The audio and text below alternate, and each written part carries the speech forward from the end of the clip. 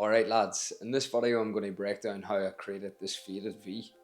This might be a good one for any barbers out there that struggle with the style, and it's something I've been doing a lot recently, so hopefully you like it. So before I even start, I just want to imagine visually the shape that I actually want to create. Once I've done that, then I'm actually going to start the process, and I'm using a number 3 guard here to start off with. And this is actually going to determine the shape of the V. This is a good starting point before we actually start the fade. Right, so now that we've done that, I'm going to grab my detailer and we're going to start putting on the skin line, starting just behind the ear. And what I want you to think of is try to replicate the shape that we've just done with our number 3 guard. I think that's going to be one of the most important things that we do here. If we get this part right, then that's going to set us up to do a nice balanced fade that's going to suit the client's head shape. Next, I'm going to grab my foil shaver and flick just below that skin line, using a soft technique to not create any more harsh lines. After that, I'm going to use my 1.5 guard.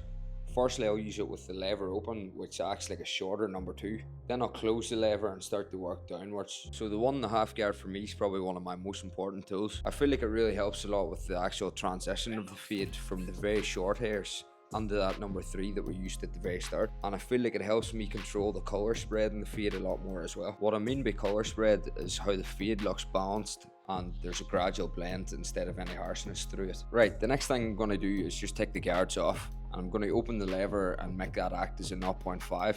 What I want to do now is create a new guideline about a finger's width above the skin line that we done at the start. And what this is going to do is allow us a small area where we can actually flick that skin line out without going too far up and destroying the rest of the fade. So this is probably one of the hardest parts of a fade, is actually getting that skin line out completely.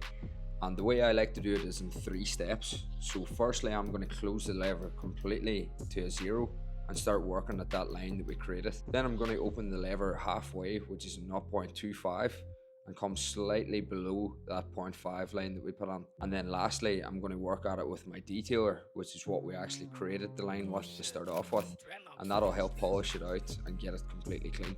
Now that we've done the hard part, I'm going to work at that last line that we have. I'm going to use a number 1 guard closed to start off with, and that'll help work under the transition guard that we used, which was the 1.5. Lastly, to actually complete the fade, I'm going to take off the guard again and open the lever to 0.5. That'll just take out any last remaining lines.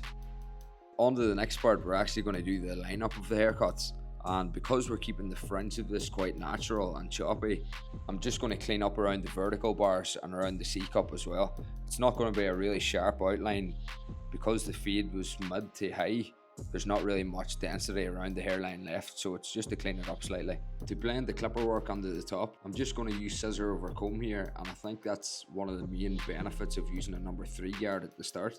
Especially working with short hair, there's not much left to come off. Basically what I'm doing here is just refining the fade and helping it blend seamlessly under the hair that's cut on the top. Nextly, I actually want to work on that sharp outline at the back of the head, which creates the V shape. So I'm going to start here by debulking any hair under the occipital bone using a number 5 guard, and then at the very bottom of the nape I'm using clipper over comb just to get it slightly shorter again and graduate it onto that longer length. So what that's going to do is allow us a clean area to actually sharpen this up onto the shape that we want. And to create the V, again, I'm going to use my imagination to actually think of it before I actually put the clippers to the head. And basically it's just going to be a simple 2 straight diagonal sharp lines that come to meet in a center point at the middle of the nape. I felt like the fringe was just slightly too long, so I wanted to refine it using a point cutting technique, which took it up in length but just added a bit of texture to it as well.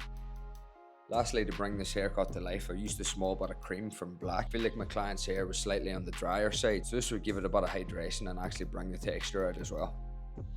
And lads, that's the end result. Hopefully you got something from this. If you did, drop me a comment below, and if you're new to my page, hit subscribe for more. I'll see you in the next.